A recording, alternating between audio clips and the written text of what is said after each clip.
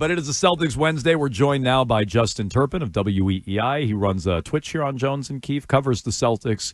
And, Turp, do you think let's just start with this. You come in every Wednesday, we're like, Celtics are struggling, they stink, what's wrong with them, blah, blah, blah. Do you think we overstate their struggles? I think a little bit. Just come with the expectations. Like this team, you guys keep talking about it, right? They had 60-win expectations, and right now they're not meeting those expectations. And when you're looking at the last month, so we keep talking about it, that the line that we're using is that Memphis Grizzlies game. And since then, they're 11-9. Like that feels like the old Celtics, right? Playing 500 ball. And it's just not what you're used to seeing from a championship caliber team. But it is kind of the deal with the expectations. All these championship teams, and Steve Kerr alluded to it, this is natural that they're going through it. It's weird when it's happening. And I guess my concern with being 500 for that long of a stretch, like you said, 11-9 over 20 games, going back to the Grizzlies game. There's one example that I can think of where the team really sleptwalked through the regular season, turned it on in the playoffs, and flipped that switch. It was the Celtics when they went back to the finals in 2010. Mm-hmm. They were terrible that second half, 500-ish that whole second half. Playoffs started, they went on a tear. I can't think of a lot of examples of that. The reason I harp on them being so pedestrian for so long is because I don't believe come the playoffs you can just wake up and snap out of it and be a totally different team. Do you think they need to figure it out before playoff time, or do you think they can just coast and then turn it on come playoffs? Oh, for sure. Like, regular season's all about building habits. And right now, the habits they built last year, those like really staying focused for an entire 48 minutes, locking down defensively, all that was last year. And they did it in the beginning of the season as well. Obviously, they started 19-4. But there's just as much as a sample now as when they started 19-4 as they've been playing 500 ball. So, yeah, they have to figure this out. And I think Jason Tatum alluded to that the other day, saying, like, we've skipped steps in the past, and now, it's burned us. And after the 2023 Eastern Conference Finals, they made it a point to really come back and stay focused. And they prided themselves on the idea of mindset. And that was playing for an entire 48 minutes on both ends of the floor. And they just haven't done that this year. And it's to be expected, right? They were the reigning champions. It happens. Like, you're just not going to get that level of focus and execution throughout an 82-game slate. But now as we move past halfway point now past, like, it's gonna happen. We got to get going. There was a spirited debate this morning about Jaylen Brown and, what is going on with him. Is he upset? Is he not upset? Is he himself has talked about his new role. Yeah. I think last week when you were in, or maybe it was off the air, we were talking about how for 4 straight games he didn't speak to the media. Twice he was requested and said, no. Now, he has since spoken to the media, so it's not like he's on this, holdout or anything. But right. What do you make of just everything that's around Jaylen Brown right now? I think there's a couple things that play into it. First of all, with them playing 500, he always wears the losses tough. Like, that's always been his thing, and clearly it hasn't changed even after a championship. I also think just his play and how, on both ends of the floor, how he's been playing is getting frustrating to him, shooting career lows from 3 and the field. And I think a lot of that has to do with he doesn't think he's getting the same opportunity to get going because they mess with that sub pattern, because it's messing with his rhythm. I mean, basketball players they're creatures of habit. So when you mess with that rhythm, on top of this, he's missed games in and out of the lineup with injuries. So when you mess with that rhythm, I think he thinks this is impacting his play throughout the year because he is shooting career lows. So I think that's part of it. He's averaging compared to last season. Right. So it was 2 years ago where he was All NBA second team, which triggered the Supermax. Last year, not an All NBA player, but he just missed and he was an All Star and all that. He's playing more minutes this year.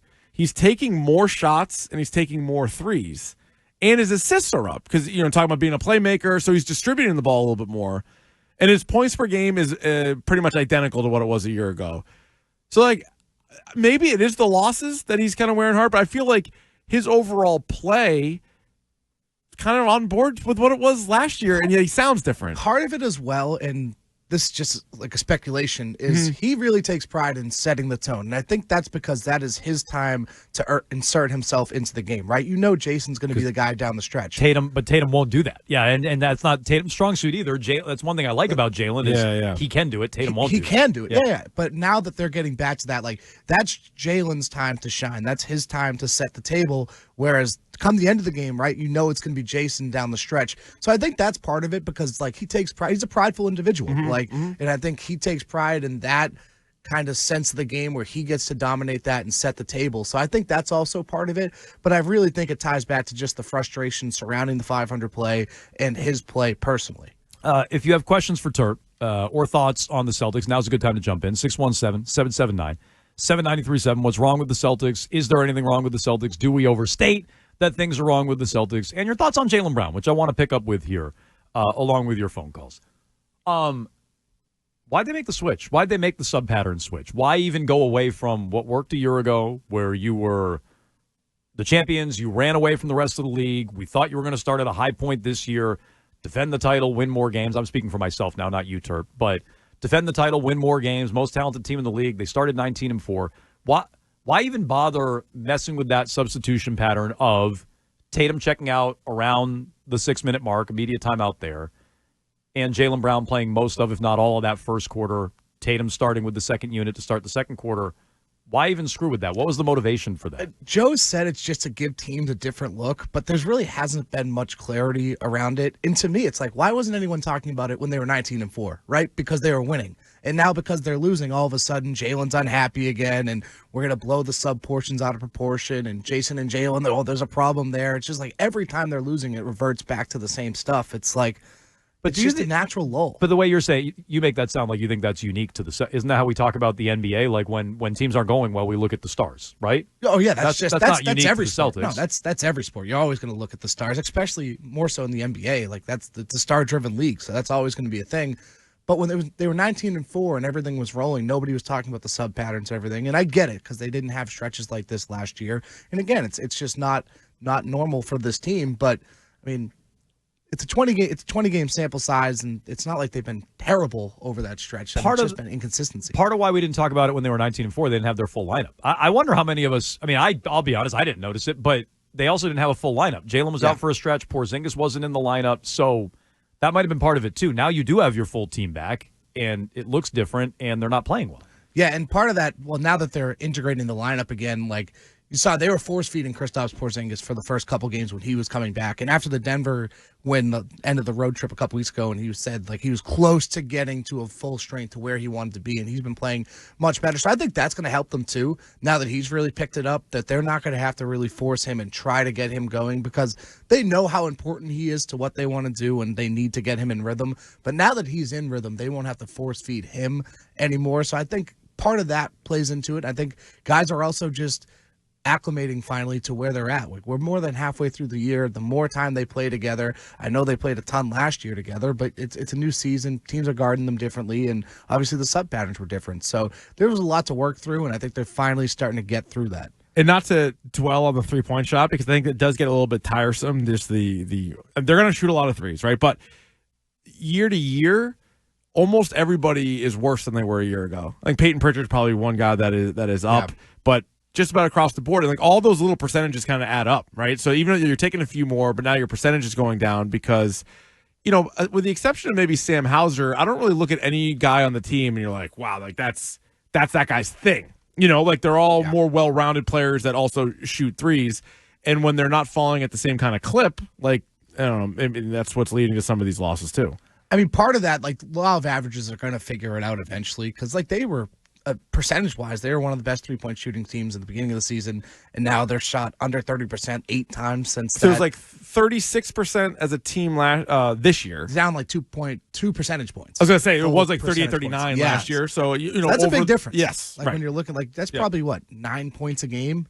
Yep. If that was checking out to. So, like, that's a pretty big difference. But, I mean, that's what happens. Like, they haven't been able to hit a shot consistently for 6 weeks. It's incredible. And Derek White's been a big part of that. And I know in the last game, they didn't need to play much. He hit a couple threes, but he's been in a big slump. Usually he's much more consistent, right? He'll flash to the big point game, but doesn't really kill you. He's had some horrible shooting games recently. I don't think it's any coincidence that they're having their worst stretch when Derek White isn't shooting the ball well and playing well. Like, that's absolutely no coincidence. Like, he is so important to what they do, and sometimes it's just taken for granted about what he does night in and night out, and now he's going through his first slump as a Celtic. I mean, he said it last month that this was the worst stretch he's had as a Celtic, so this is just not normal for the team. Like, just weird to see a team of all these great shooters go cold collectively for a 6-week span. It's incredible, but eventually, like, the numbers are going to even out. Like, that just has to happen eventually.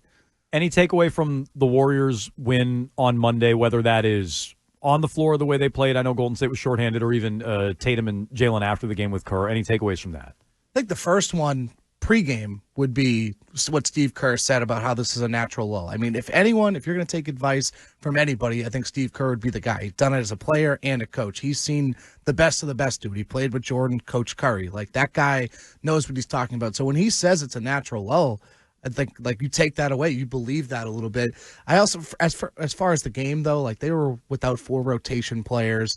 I think that's more so the Celtics came in. They've been vulnerable in some of those games, so they came in, took care of business, and didn't really mess around. They played intense defense, were intentional what they were trying to do. So they showed what their winning recipe is, and I think that's important because that's what it's going to take, no matter who's in or who's out. I think we talked about it last week. That Golden State team, though, I know Kerr's saying, like, oh, there's like a letdown after winning a title. They won more regular season games the next year. They went out and set the record. Yeah. Now, they lost in the finals, and like that's more important, and that's the big takeaway from that year, more so than the 73 wins. But they found a way to really not have too many lulls the next year, and they brought back most of the same team. Part of that too would be like the injuries. I'd be curious to see what those looked like, and it's weird because the Celtics were rolling when they were missing players. Right. Now that they're integrating them back, and I think that's also part of it, though, like the rhythm and all that. So, because we're talking about Jaylen Brown, it made me think of this. Yesterday, they announced 2 of the participants in the dunk contest. I don't know where you stand on the dunk contest, but Jaylen Brown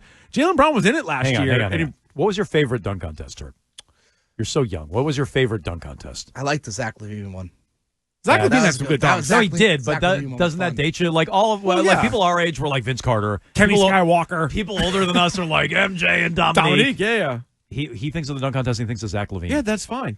But Jaylen, great dunk contest. It was a good dunk contest. That's true. But Jaylen Brown being in it last year, I wasn't sure how he was going to do, and it ended up being not great. But it was at least an all-star, a top 15 player in the league participating in the dunk contest. That was great. So there's going to be 4 dudes in it this year. They announced 2 of them, 2 rookies. Any word yet on if Brown wants to be back in it? Because I think in the immediate aftermath, even though he lost to that G Leaguer, I think he was like, yeah, this was fun. Like, I'd do it again. Any word out of this? Nothing yet. Yeah. Nothing yet. Peyton Pritchard was asked about if he'd participate in the 3-point contest, and he was not sure yet either. Really? I do think Jalen. I feel like that's a no-brainer. Yeah. Why wouldn't you? He was unsure, like he didn't want to do it, or unsure he would get the call. That's a good question. I didn't really elaborate on it, but he wasn't sure if he was gonna do it, participate in general. So I would imagine he gets the call. I would think so. He's like not even like looking at the benches, like just looking at 3-point makes in total across the NBA. Like, this guy's in the top 15, so I'd imagine at least he gets a call and it gets a shot. Well, my guess is they would probably offer it to one Celtic. So if Tatum turns it down, wouldn't they maybe go to Pritchard? Maybe. There's a year Tatum and Brown did it together, though, yeah. right? But that probably is an outlier where you get multiple guys from the same team. 617-779-7937. We hear this all the time. You guys talk Patriots. You never talk any of the other teams. It's a regularly scheduled, weekly scheduled time with Turp. For all your Celtics thoughts, if you want to jump in, 617-779-7937. We can get to you. Bob in Londonderry has been waiting very patiently on a separate debate. I want to get him. Oh, this is good. Go ahead, Bob. What do you got, Bob? Hey, guys, I heard you mentioning about, what do you do with your cars being all salty? Yeah. And I thought I'd give it a little advice. Okay. Once you pass winter, when we get towards after St. Patrick's Day, depending what kind of house you have, hire a basic plumber, have him come in, and in your garage, put a hot water spigot so you can then get a 20-foot hose, hook it up, pail of water, and you can actually wash your car off no matter how cold it is. And you can just actually. I don't have a garage money bags. What am I supposed? I don't have any of that stuff, Bob. Even if I did, I got to wash my own car. Isn't hot water bad for your car? Pretty sure it's bad for the paint. Bob says hot water is bad for your car. Isn't it? I don't know. That doesn't sound right. Boiling water, like you don't want to dump a soup on there. It's bad for your car. I don't think it's good for the paint. I don't know. Not an automotive. It can't be good. Now I need to get a hot water spigot. It can't be good leaving bird crap and road salt all over it like I do with my car. I need a garage garage first. first. As much of an issue if you had a garage, though. Yeah, that's true. You'd think it would be less salt anyway. There would be a little bit less, but you're still driving, and that's where you get it all on there. Plus, Jones and I both have black cars, which it stands out. I do as well. Yeah, you do as well. Yeah, I noticed Turp's car yesterday, actually, when I was like, man, my car looks like crap. I had salt all over it. I'm like, his truck has got a lot all over it, too. I had a silver one at one point, the silver bullet. Yeah. And it would disguise how dirty it really was in the wintertime. It was just as dirty, but like you'd have to really get close. Like, oh yeah, that is covered in salt. Yeah, it kind of blend in nice. So this and more for Turp on a Celtics Wednesday. do you think they're going to turn a corner here? And do you think they will right the ship? Have they already started to do it? They always had adjusting their sub patterns by checking Tatum out, leaving Jalen in there, see if things just align better. Do you think they are going to work their way out of this? Have you already seen signs of them working their way out of this? I think this road trip is the best opportunity for them to do it. Like, they've been fantastic on the road this year, and I think part of that is because there's limited distractions when you're on the road. It's just you guys in these road arenas and doing, you're focusing on the game. So I think this is a good opportunity for them to do it, especially tonight against the Clippers, who might have absolutely nobody playing tonight. They have a loaded injury report, so it's a good opportunity for them. Zubats, he's out. No Kawhi. Kawhi is officially out. Harden's questionable as well.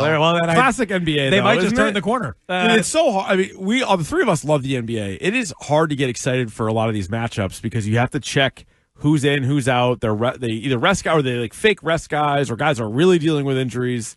It's hard to get one full squad versus another full squad ever in the NBA. It's true. People are saying don't put hot water on your car. You're not supposed to? One guy said it can explode your windows. Oh, get out of here. Well, I mean, it's going to be pretty hot. I mean, look. I think the contrast, if the car is freezing and then you dump hot water. Actually, you know what? I saw a video of some lunatic trying to clear off his car. It was like, parked in like a snowbank. And rather than just scraping the car off, he was taking like hot water, and I think it did like implode the windshield. Yeah, it expands too fast. It cracks the windshield. Yeah, it's bad news. Okay. When you want to take a dent out, I think you do it, though. Look, I'm not going to wash my own car. You're just going to plunger and pull on it? I'm going to tell you right now. You've never done that? I'm not going to. You don't pop the top and suds it up a little bit? I will not be doing that. I don't want to say I've Press never them done up against that. the glass? No? You've never done that? A little bikini car wash or the Joneses?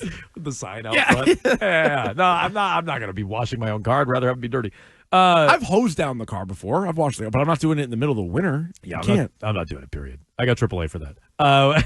Yeah. Can you guys come clean my car? AAA, my car's dirty. Can you come clean it? Like, that's not what That's not what we do there, sir. I don't know if this is fair to Terp. 617-779-7937. Shot of Terp. The nerds always fall back on eventually, meaning that their shooting should just correct. Law of averages. First of all, I don't know if you want to address being called a nerd, Terp, but secondarily, should we be satisfied with that answer from Terp that just the law of averages will even out? I don't know.